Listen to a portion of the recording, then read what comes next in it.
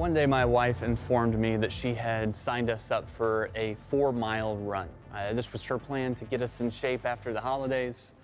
I should say get me in shape. She was already in shape, but I agreed to it. I said, that sounds good. In hindsight, I'm not sure she was actually needing my permission, but I started to train a little bit. A month later, she checked in on me to make sure I was going to be ready to go for this 4-mile run, and I noticed a change in her terminology.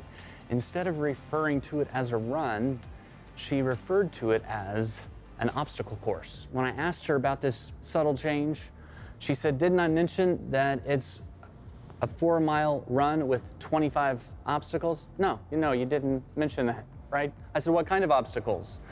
And she dodged the question. Doesn't matter. She said, you're man enough for any obstacle.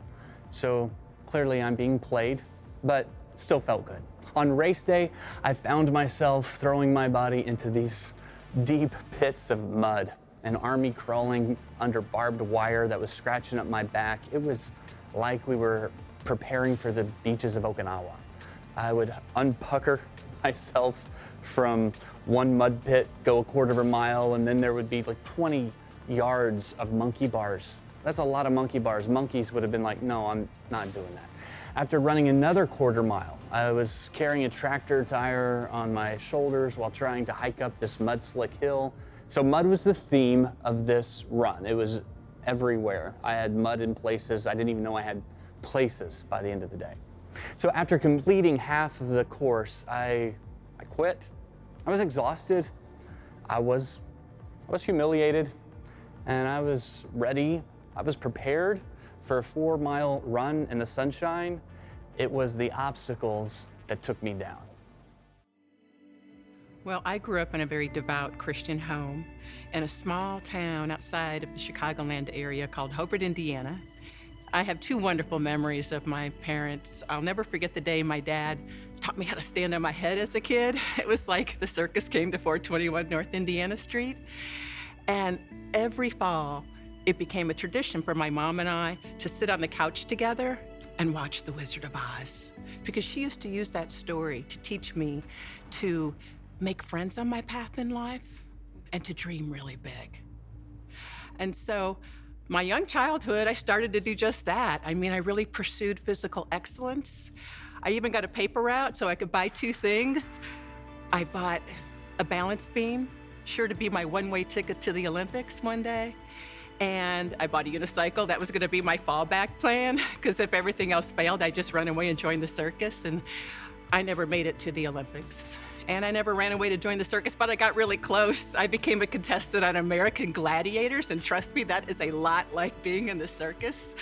So I eventually went home that season in 3rd place.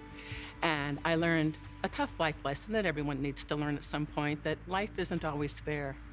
But I didn't give up. I went home, I went back to work, and I went back to the gym.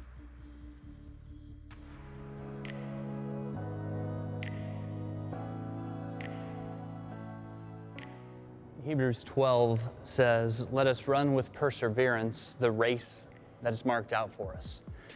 The word race comes from the Greek word agnon, which means agony. That's where we get that word. The idea is that the race that you have been called to run, it's not going to be an easy race. It's not going to be a fun run, right? It's going to be difficult. It's going to be demanding at times. It's going to be challenging. It's an obstacle course. We don't get to choose the level of difficulty. We don't receive a map that shows us where all the obstacles are so we can be prepared and know when to expect them. If it were up to us, it's not how we would do it. We would run along a beach with a nice breeze downhill if possible. And we would have water stops along the way and a good playlist playing through some speakers. And some Christians expect that's the way life should be, that it should be a fun run. Simply because they have signed up with Jesus, they think life should be obstacle-free. But if you look at this through the lens of Scripture, you'll find that's not how it goes. That when you follow Jesus, you can still expect to have some regular and unforeseen challenges. So Nehemiah was running this kind of obstacle race. His story comes at a troubling and humbling time for the people of Israel.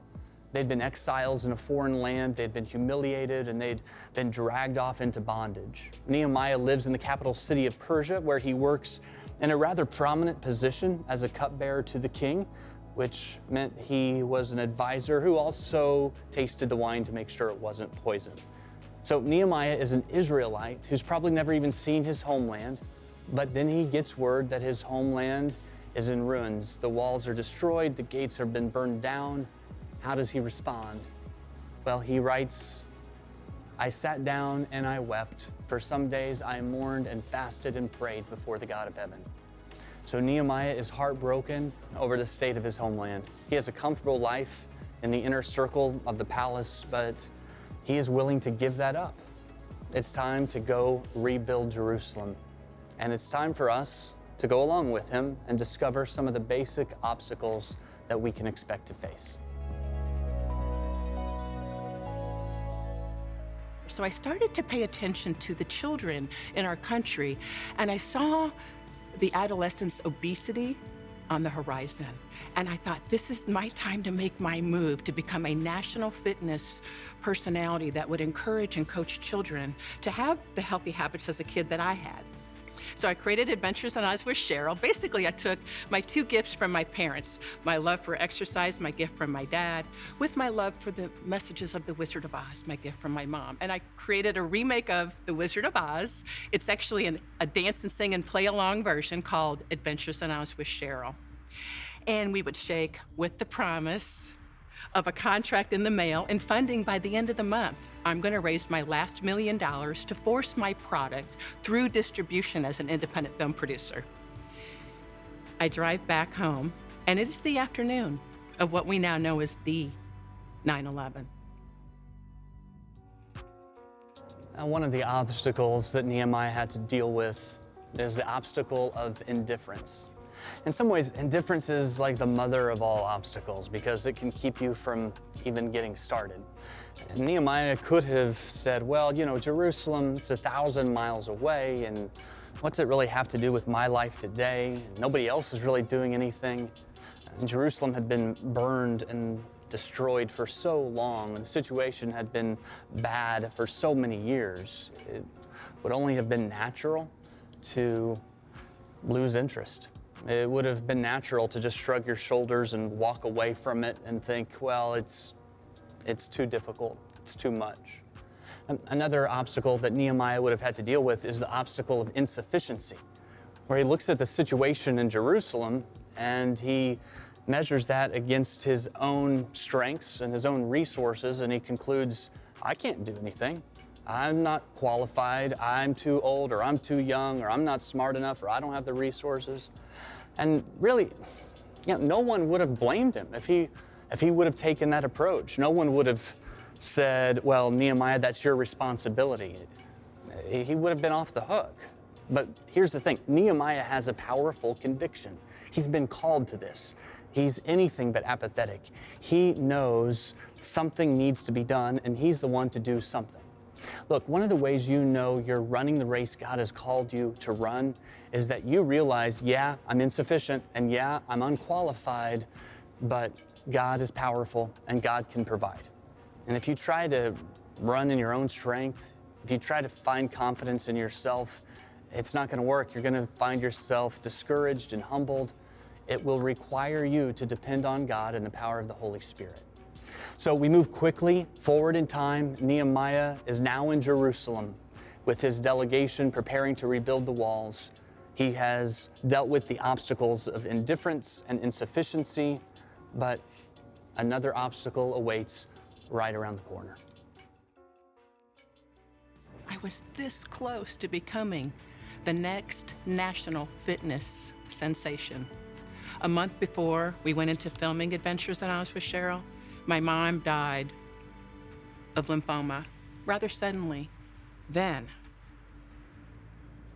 2008, the legendary real estate bubble. And my husband, Don, is a real estate developer. So I had only one decision to make, and it was easy. I did exactly what I saw my mother model for my father. I abandoned all my dreams for my low six-figure empowerment career. and I jumped on his low 8-figure portfolio to try to save the sinking ship. It was not to be. Ultimately, during those years, I lost my fitness career, my financial stability, and my life's purpose.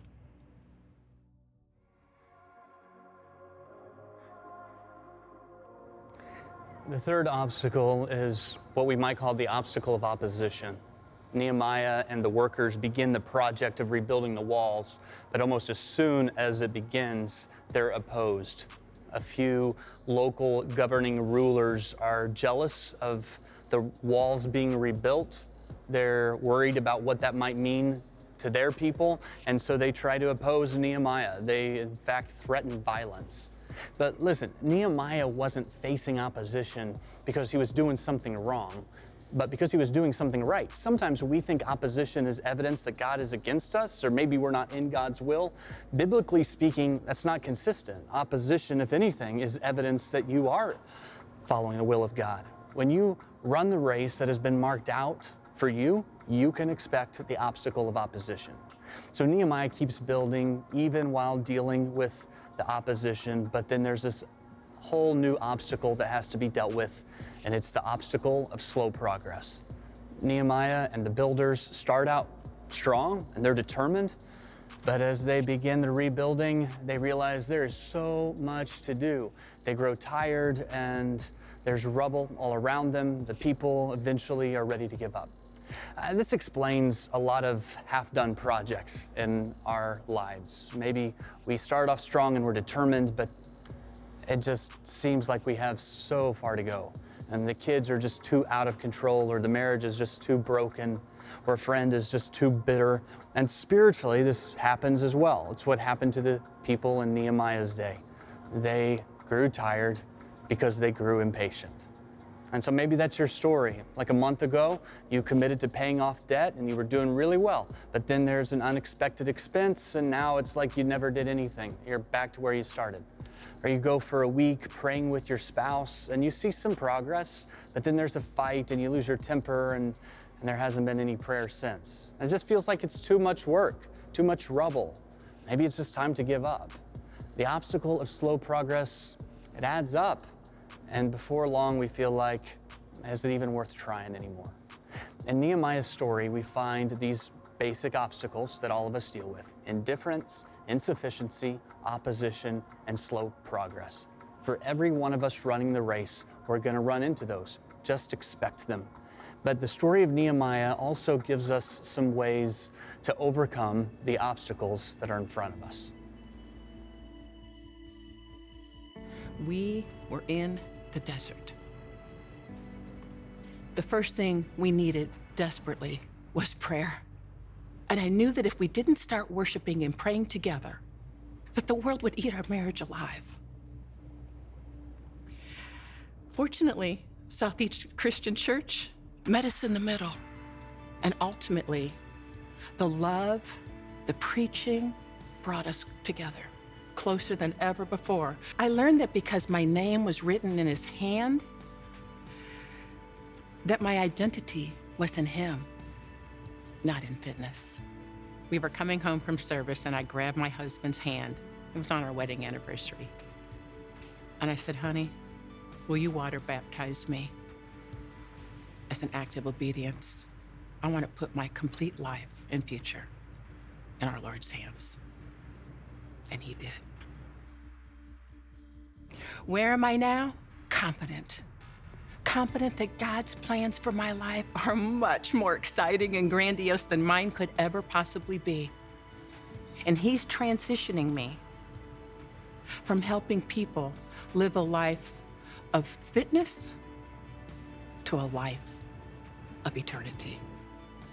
And one way I'm doing that is I've been asked to host a Christian daily talk radio show called Community Link, where I have the most amazing privilege and honor to interview our local leaders, marketplace ministers, charities, everyone in our community that's the hands and feet of Christ. So how did I survive 12 years in the desert? With faith? Sure, but perseverance was the key. You see, I believe perseverance is faith in action. Look at Nehemiah. He knew how to persevere. He rebuilt the fortification wall around the city of Jerusalem. God had a purpose for his life. He was threatened, but he remained faithful, and he fixed the wall. You know, Hebrews 11 reminds us of the perseverance of the pillars of our faith. And if we continue to read on, Hebrews 12:1 says that when we persevere, that when we run the race set before us by God, that we are joined in community with these great pillars of our faith. So what have I learned? To never give up. Because God never gives up on us. Because God isn't finished with my story yet. My story is a story of victory, and yours is too. We can learn to not just deal with the obstacles, but to actually embrace the obstacles. In Nehemiah's story, what becomes clear is that he's not afraid of an obstacle. He doesn't run from them. He doesn't pretend like they don't exist. Instead, he goes towards them. There are several places in the book of Nehemiah where Nehemiah actually finds the obstacle by himself, and he takes note on what needs to be done and how those obstacles need to be navigated. And for a lot of us, that's not how we tend to operate. We tend to do the opposite when it comes to obstacles that we face. We live in denial. We pretend like they're not as bad as they are. We minimize the obstacles, and it just gets us into trouble later on. If anything, we ignore the mess, and the mess just gets messier. But that's not the approach of Nehemiah. It takes a lot of courage to embrace an obstacle, to say, not only am I going to overcome it, I'm going to embrace it. So Nehemiah sets an example for us in embracing obstacles. The other thing he does is he prays his way through it.